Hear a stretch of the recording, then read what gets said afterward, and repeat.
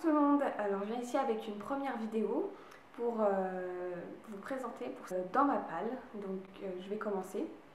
Alors je commencerai avec un premier livre, donc tout le monde connaît, c'est Sophie Kinsella, L'accro du shopping à Hollywood. Je l'ai pris en format poche chez Pocket et franchement, Sophie Kinsella, moi j'adore. L'accro du shopping, je l'ai lu il y a déjà très longtemps, j'en ai lu plein. Et en fait, c'est le genre de lecture que j'achète pour l'été. C'est le genre de livre que j'aime lire.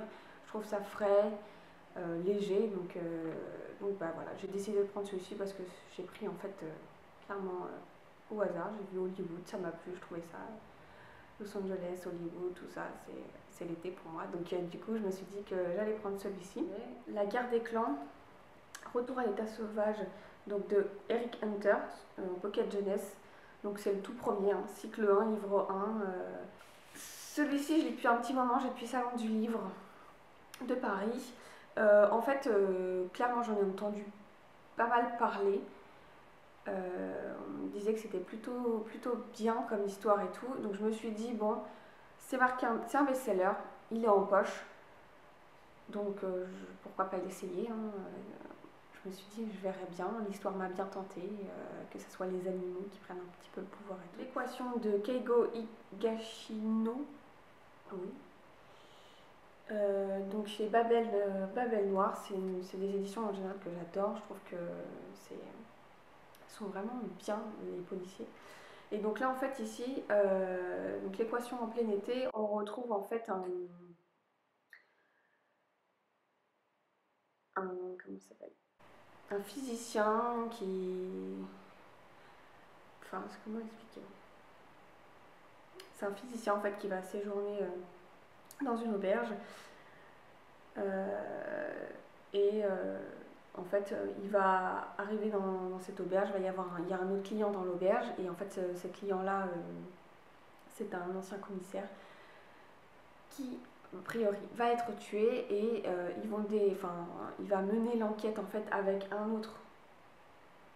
avec son ami policier qui connaît entre guillemets un peu la victime, dans le sens où apparemment c'était son mentor il y a quelques temps, et donc en fait là il va mener l'enquête sur l'histoire de la victime. Et voilà, en fait c'est un roman policier un peu différent parce que là ça se passe à Tokyo, et c'est ça que j'avais envie de découvrir. Je me suis dit ça peut être très sympa dans un pays un petit peu différent, parce que souvent les histoires se passent aux États-Unis, en France, enfin les romans policiers, moi j'en ai beaucoup lu des français, et du coup je me suis dit que ça pouvait être vachement intéressant, puis c'est un peu comme ça. C'est Forget Tomorrow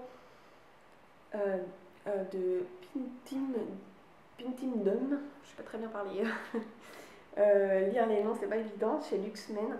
En fait c'est pareil, cette histoire-là, j'avais eu le petit extrait au salon du livre, et la couverture, en fait, je sais pas pourquoi, la couverture m'a happée, m'a dit viens. Et j'ai lu l'extrait et je me suis dit, ouais, l'histoire elle doit être vraiment géniale. En fait, c'est l'histoire d'une jeune fille qui vient d'avoir 17 ans, et elle va bientôt en fait connaître son destin, son futur, et en fait dans son futur apparemment elle va tuer ils disent qu'elle va tuer sa sœur.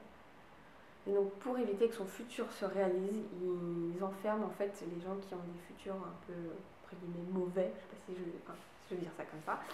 Et l'histoire me plaît énormément. Enfin, je me dis, le fait de se dire on va connaître son futur, mais en même temps, est-ce qu'on pourra changer son destin? C'est une dystopie qui a l'air vraiment, je trouve qu'elle a l'air vraiment intéressante. Voilà. Pourquoi pas? Les dystopies, j'aime bien ça. C'est Alive de Scott Sigler. Oh non, il n'est pas à l'envers le livre. Il est droit. Alors, pour être honnête, je peux pas vous résumer ou vous dire un petit peu ce qu'il en est de l'histoire, parce que je ne veux pas en fait savoir. J'ai juste entendu parler de ce livre-là, et Alive, ça me suffit. La couverture, il n'en faut pas beaucoup des fois, mais juste les couvertures, ça peut appeler, puis on peut se dire, bah tiens, si je découvrais ce livre-là sans savoir ce qu'il en est, ça ça peut être top. Moi j'aime bien et j'aime beaucoup en général. Quand des couvertures me plaisent, j'aime bien ne pas lire le résumé en fait. J'aime bien juste me laisser porter par l'histoire et pas lire le résumé. Donc bah, la couverture m'a intriguée. J'aime beaucoup les BD et surtout, j'adore les BD les DC Comics. C'est mes préférés. Je sais pas. Le graphisme, les dessins, les planches en général. J'aime beaucoup les dessinateurs, les auteurs qu'ils ont et ça me plaît. Alors Fable, je connais là, c'est le tome 1, je l'ai déjà lu.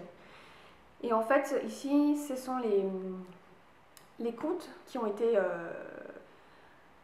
chassés en fait, de leur monde. Ils ont été obligés de se trouver un autre endroit pour vivre. Et en fait, ils sont arrivés dans le monde comme ils l'appellent des communs, donc des humains.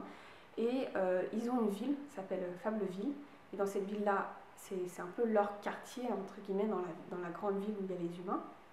Et il se passe pas mal d'histoires, il peut y avoir de l'enquête, et en fait on a Blanche-Neige qui est un peu le maire de la ville, enfin l'adjointe du maire de la ville, on retrouve le loup, et en fait si ce sont des contes qui ont l'apparence humaine, ils peuvent rester dans la ville, et s'ils n'ont pas l'apparence humaine, ils doivent aller dans ce qu'ils appellent la ferme, dans une autre ville, comme les Trois Petits Cochons, par exemple. Donc voilà, moi j'adore en tout ce qui est les contes. Les contes, j'adore. J'adore en fait avoir les contes d'une autre manière, dans un autre environnement, voir ce qu'ils pourraient devenir avec leur passé, ce qui définit en fait que c'est Blanche-Neige, le loup-garou, le petit chaperon rouge, etc. Et je trouve que franchement ici c'est super beau. Alors je vais quand même vous montrer une planche. Alors évidemment la plus gore de...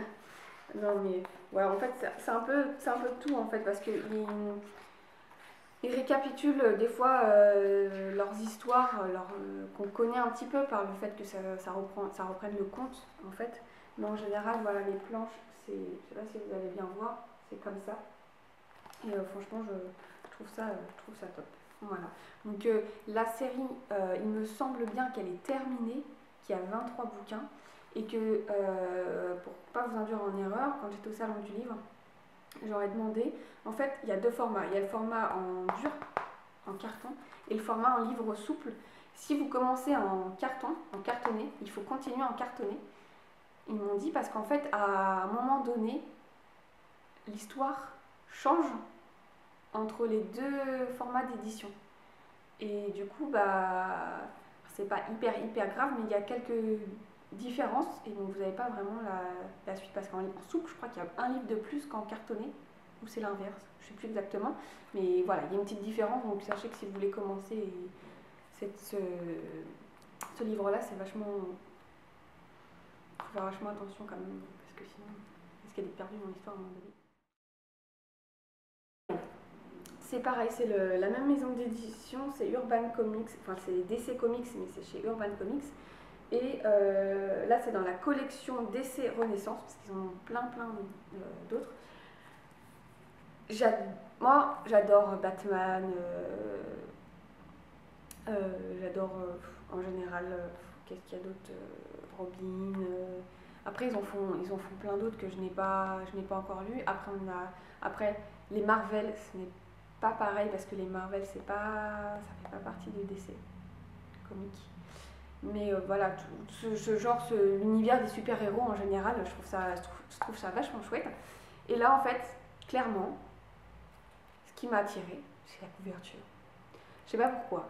En fait, l'image un peu folle d'une espèce de clown déjanté et d'une petite jeune, pareil, un peu folle, mais un peu douce. Enfin, je sais pas, ça m'a plu. J'ai lu l'histoire. J'ai trouvé ça génial en fait. Je l'ai tout juste à peine commencé, donc là normalement c'est le premier tome. Et en fait, apparemment, c'était une ancienne psychiatre. Et en fait, voilà, elle veut pas d'une vie simple, convenable, comme tout le monde et tout. Et en fait, elle va essayer de, entre guillemets, faire le mal. Voilà. Et Et on va la retrouver en fait dans toutes ses aventures. Il y a 3 tomes pour le moment qui sont sortis, le 3e vient juste de sortir. Je l'ai dans ma palle aussi. Et donc voilà, et Harley Quinn, si je dis pas de bêtises, on la retrouve dans le film Suicide Squad. C'est l'une des héroïnes, donc voilà. Alors je vais quand même vous montrer les planches, c'est top. Après au début il y a plein de planches différentes, mais en général les dessins sont vraiment superbes. Je trouve que c'est hyper bien dessiné, enfin, je trouve ça vachement bien fait. Donc voilà. Bon, et bah écoutez, c'était tout pour les livres que j'ai dans ma palle. Je vous en ferai une update lecture quand je les aurai lus, évidemment. Et puis n'hésitez pas à me dire vous les livres qui vous font envie, que vous avez acquis, que vous avez dans votre pile à lire. J'espère que cette vidéo vous aura plu. Et puis je vous retrouve pour des prochaines vidéos. Salut!